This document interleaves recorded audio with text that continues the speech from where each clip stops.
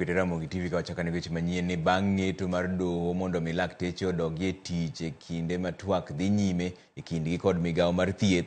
Riwruok mar lakteche onyono piny ni ng'anyo margi pod dhi nyime nyaka piny owacho chop kare dwaro margi. Kaka Judith Omondi leronwa, riwruok machielo mar Kenya National Union of Nurses bende koni kata bed ni ok ginie ng'anyo, thieth ok dhi nyime yo makare nikech ok ginyal tiyo ka lakteche onge. Moko kuom jood bura to koro koni gidhi chwalo boke mar riembo jatend migawo mar thieth Nakhumicha e tich chieng' tich ariyo. E odiochieng' mar 21 mar ng'anyo mar lakteche, jopiny ne paro ni kamoro geno nyalo wuokie doho mane ochiko lakteche mondo dogie tich e kinde ma twak dhi nyime kindgi kod migawo mar thieth.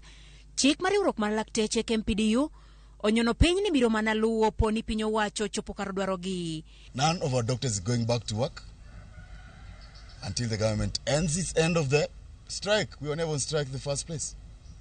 We were never, ever on strike in the first place. We were looking for the government. And you can see they are all helter-skelter. Yes, in funerals. So we are waiting for probably the next funeral in Western, and we might just be lucky. In nowhere in that ruling was the Secretary General of the Union ordered to suspend the strike. That was deliberate, and we have 2 weeks to look for the government to suspend its strike. Bende Otieno Manyoro jatend jotij piny owacho ne ondiko boke mar kwayo lakteche magin TANS mondo chak kawo barupegi tarik 4 dweni. Gino bende ma KMPDU okoni ok binyalore. None of our interns is speaking those letters. I know they originated from the office that they originated from. Our doctors remain fearless, unbowed, knowing too well that Kenya is not a monarchy, Kenya is not a kingdom. We shall stand and speak to power. Those letters are actually a waste of taxpayers' money, and the money that was used to print those letters might as well have been used to augment the coffers that was to pay interns what they really deserve. Riwruok machielo mar Kenya Union of Clinical Officers mabende ni odiochieng' mar 4 mar ng'anyo margi bende koni twak magisebedo ka gibago kod migawo mar thieth pok onyago lemo kendo ok gine ka ng'anyo margi rumo machiegni. This strike might not have an end soon, because if indeed defiance of order is what make the Council of Governors to feel that they are good enough to be leaders in this country, then the healthcare workers also can defy any court order to go back to work and ensure that our right, as has been enshrined on the Constitution, and even the orders that has been given by the court, are fully implemented.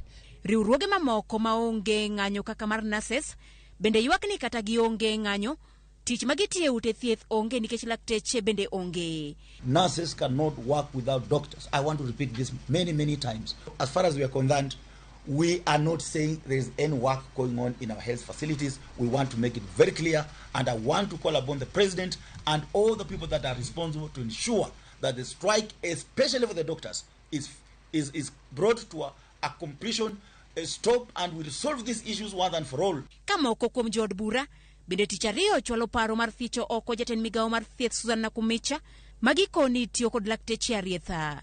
I wish to notify you of the intention to move a special motion for removal of the Cabinet Secretary for Health from office on 2 grounds. We already have around 111 members of Parliament who've texted me and assured me that they are going to sign the impeachment motion and they are going to support it on the floor of the House. And this will be the greatest impeachment ever. Why? Because of the arrogance, the ignorance of the Cabinet Secretary for Health.